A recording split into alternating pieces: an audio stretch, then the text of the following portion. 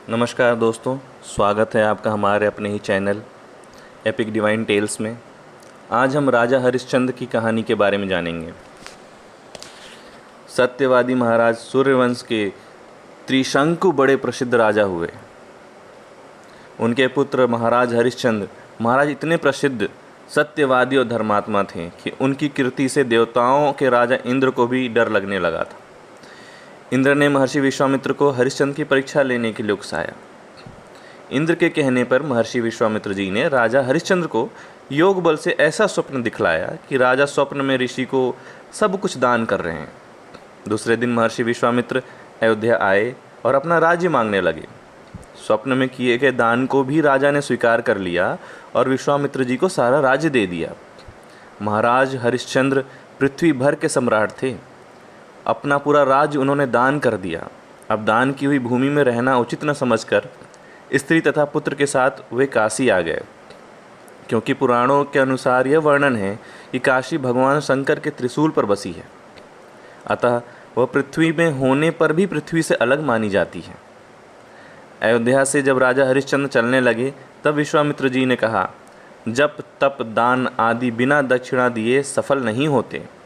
तुमने इतना बड़ा राज्य दिया है और उसकी दक्षिणा में 1000 सोने की मोहरें और दो।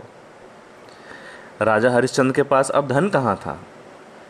राजदान के साथ राज्य का सारा धन अपने आप दान हो चुका था। ऋषि से दक्षिणा देने के लिए 1 महीने का समय लेकर वे काशी आए। काशी में उन्होंने अपनी पत्नी रानी शवैया को एक ब्राह्मण के हाथों बेच दिया। राजकुमार रोहिताश्व छोटा बालक था। प्रार्थना करने पर ब्राह्मण ने उसे अपनी माता के साथ रहने की आज्ञा दे दी। स्वयं अपने आप को राजा हरिश्चंद्र ने एक चांडाल के हाथों बेच दिया और इस प्रकार ऋषि विश्वामित्र को 1000 मोहरें दक्षिणा में दे दी। महारानी शैव्या अब ब्राह्मण के घर में दासी का काम करने लगी। चांडाल के सेवक होकर राजा हरिश्चंद्र शमशान घाट की चौकीदारी करने लगे। वहाँ जो मुर्दे जलाने को लाए जाते उनसे कर लेकर तब उन्हें जलाने देने का काम चांडाल ने उन्हें सौंपा था। एक दिन राजकुमार रोहिताश्व ब्राह्मण की पूजा के लिए फूल चुन रहे थे, तभी उन्हें सांप ने काट लिया। सांप का विष झटपट फैल गया और रोहिताश्व मरकर भूमि पर गिर पड़ा। उसकी माता महारानी शैव्या को न कोई धीरज बांधने वाला था और न उनके पुत्र की देह शमशान पहुंचाने वाला कोई था। वे रोती बिखलती पुत्र की देह हाथों में उठाए अकेली रात में शमशान पहुंची।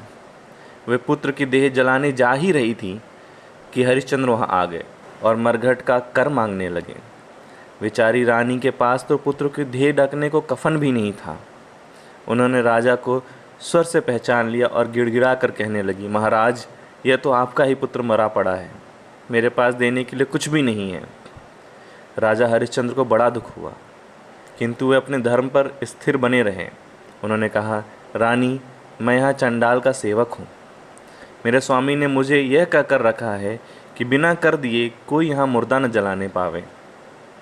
मैं अपने धर्म को नहीं छोड़ सकता।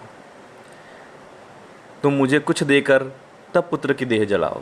रानी फूट फूट कर रोने लगी और बोली, मेरे पास तो एक साड़ी है जिसे मैं पहने हूँ, आप इसी से आधा ले लें। जैसे ही रानी अपनी साड़ी फाड़ने चली, वैसे ही महाराज भगवान नारायण, इंद्र, धर्मराज आदि देवता और महर्षि विश्वामित्र प्रकट हो गए। महर्षि विश्वामित्र ने बताया कि कुमार रोहित मरा नहीं है। यह सब तो ऋषि ने योग माया से दिखलाया था। राजा हरिश्चंद्र को खरीदने वाले चंडाल के रूप में साक्षात धर्मराज थे। सत्य साक्षात नारायण का स्वरूप है। सत्य के प्रभाव से राजा हरिश्चंद्र महारानी शैव्या के साथ भगवान के धाम चले गए। महर्षि विश्वामित्र ने राजकुमार रोहिताश्व को अयोध्या का राजा बना दिया। सत्यवादी राजा हरिश्चंद्र के संबंध में यह दोहा प्रसिद्ध है, चंद्र टरे सूरज टरे, टरे जगत व्यवहार, पै दृढ़व्रत राजा हरिश्चंद्र को, टरे न सत्य विचार। धन्यवाद मित्रों।